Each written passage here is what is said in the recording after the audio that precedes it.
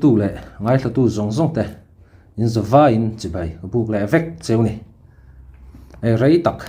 cái rẻ to nuin voin lama video rồi này là thấy đó na cái computer hi chiang lova kan siam that tira tu na hian mobile phone mangin video karon siam top do na ni le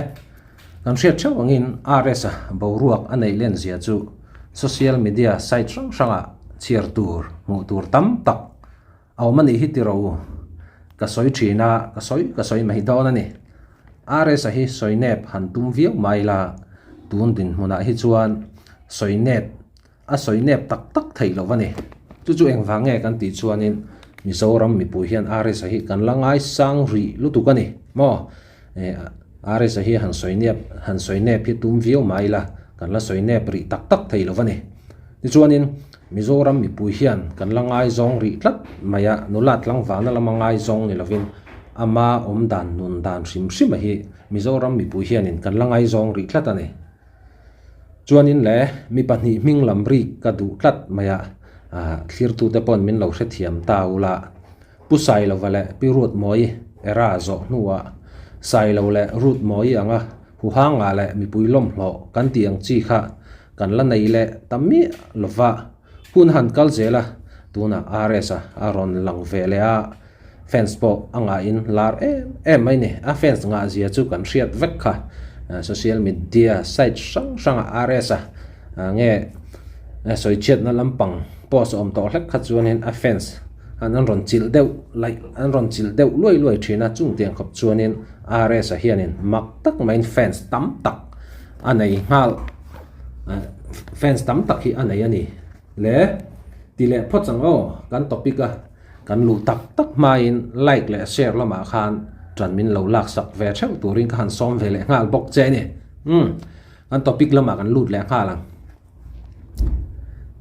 mishing hianin rim hui hun lahi kan nei vek maya nge in pom ve ma chu ka helova mishing hianin rim hui hun lahi kan nei vek ani chu kan rim hui lai tak chu a mang thiam tan chuanin chuai ni nei lo in sing nun hi a man thei tlat ani in pom zong ni ve ma chu ka helova ma se hei hi chu adik turangai tiang mo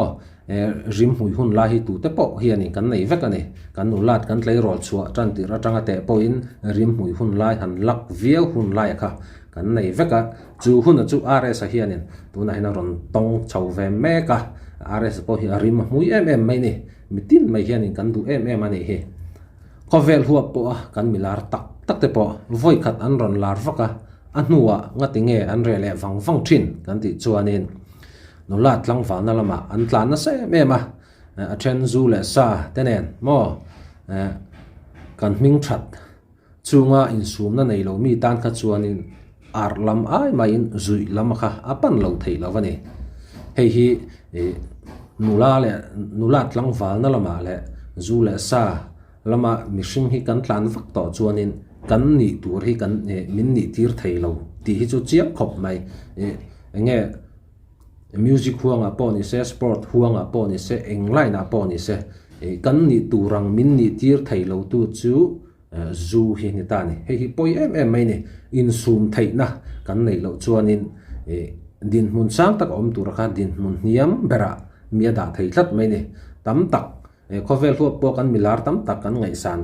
tak te po footballer anga po kan riat he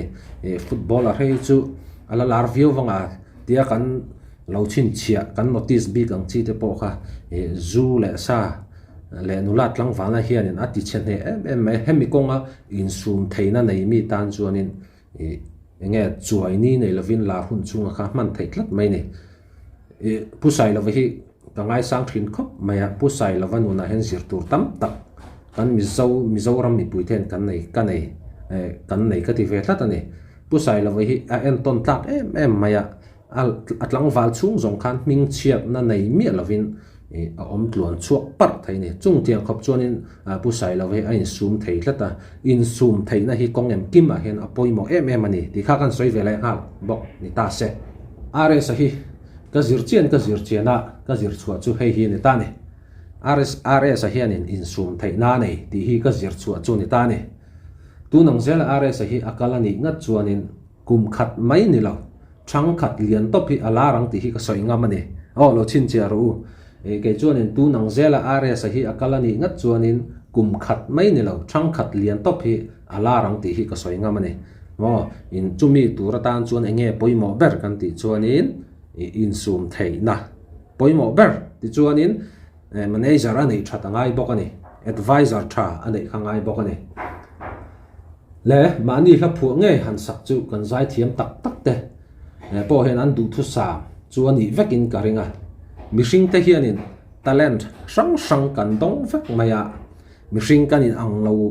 kanin anglo ang bok hianin kan talent dona kha ain anglo vek ani mo trend khatin football an thiam me ma trend khatin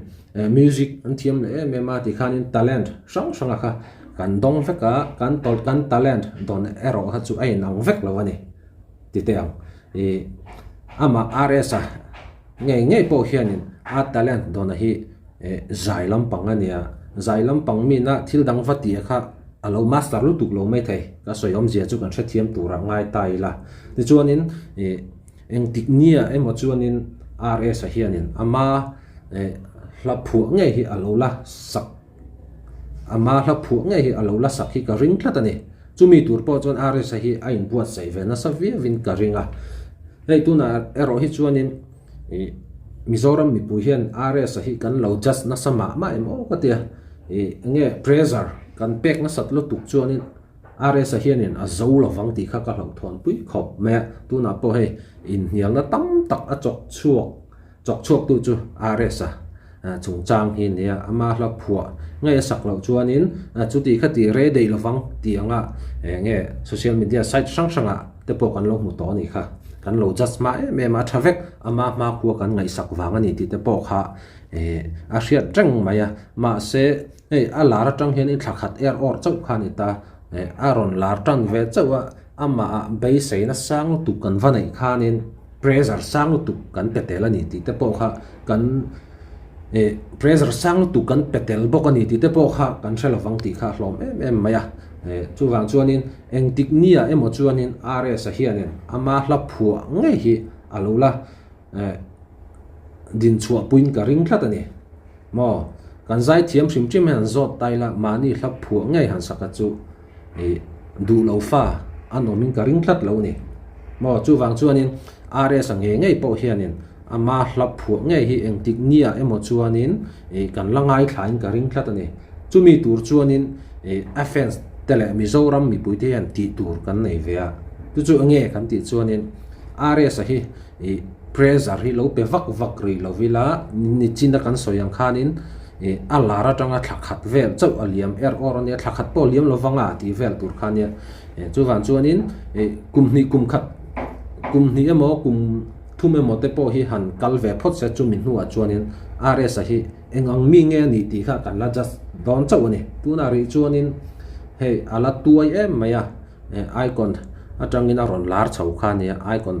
boruak hu hang po la re man tak lo wani mo tuna kan lo just mat lu tu khanin ama pressure kan pe vakang ti kha a hlom mai ni ti chuanin hey rs a hianin YouTube channel anaya a channel po hi thang chak khop maya nili le ka subscriber sing kwa le za anei cheu maya pui treng khop maya kar khat chung hian subscriber 100k hi anei thei do ni na lang thlat mai ni a thang na sakhop mai ar ni chuanin a top lampang kan lo nei le don to nga he video hi try ti ni chuanin like le share te po kha min han pek sak ve ngal turin ka han som ngal bok che ni